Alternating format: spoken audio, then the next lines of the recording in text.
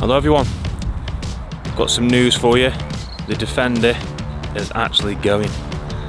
It's not all bad news though, I will explain later. I just thought I'd do a little bit of a video just explaining my 2-year ownership review on the Defender, how it's been for me, things that I enjoy about it and the things that I would honestly say need improving or I'm going to change. 2 years, covered roughly about just over 40,000 miles now, so quite a few miles.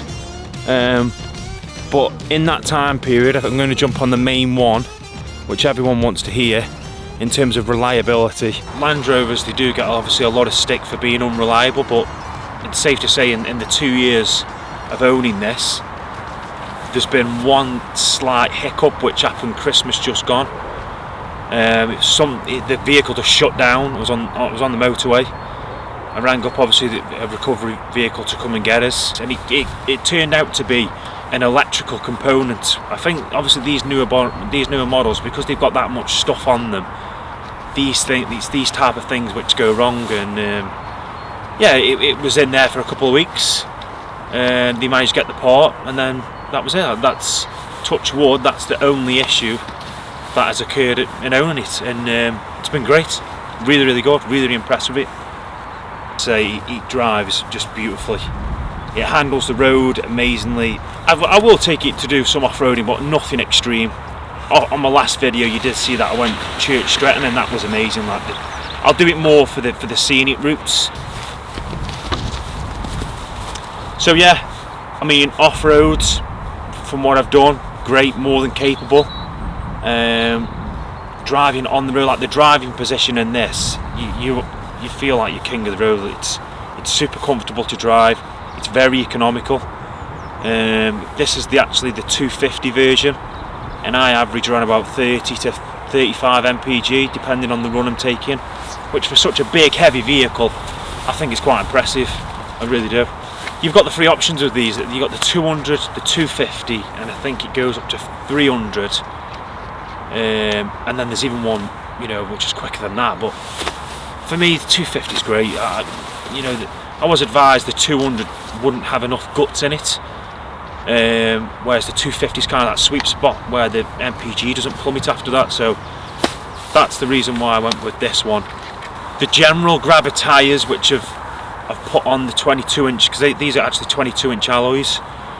The general grabber tyres, there wasn't much selection. These were kind of the only ones. There was one more, which was a deeper tyre, but the chap who I dealt with in sourcing me these, he did explain. He said, I just want to make you aware, obviously the deeper tyre you go, it may affect the ride quality. You may experience a bit of wading. So because I've never really had these off-road tyres, I just thought I'd stick with obviously what's on there now. And I did actually do an off-road day with Land Rover after purchasing this, and I picked the Defender and the Range Rover Sport, and both of those had standard all-terrain tyres like this.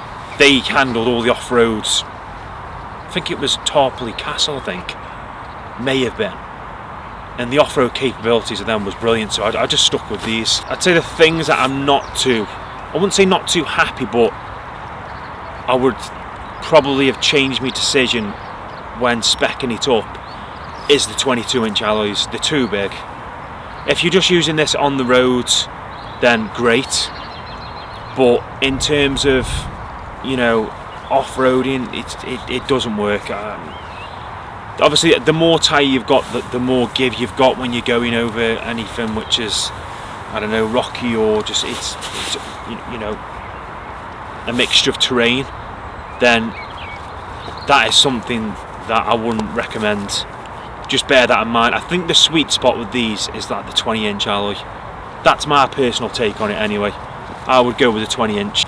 The fabric seats, they can be a bit of a nightmare. I mean, this is all, it's not exactly a deal breaker stuff, but a lot of things I would change. Fabric seats, but then again you could potentially just put seat covers on there.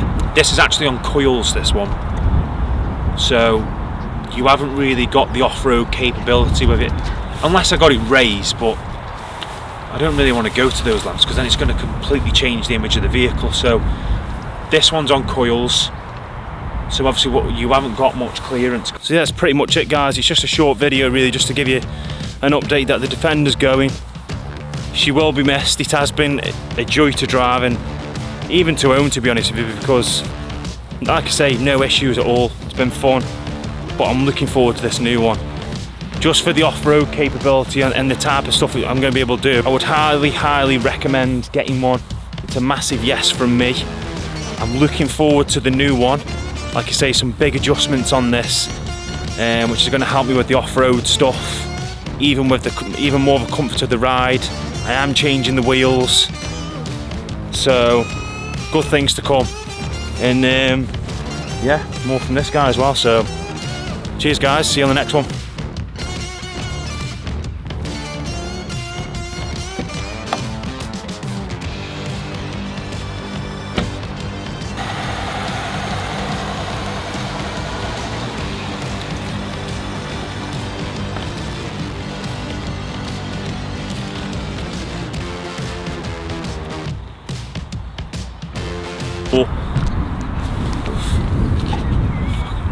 So I thought Bruce was going to knock the camera over there. What are you doing?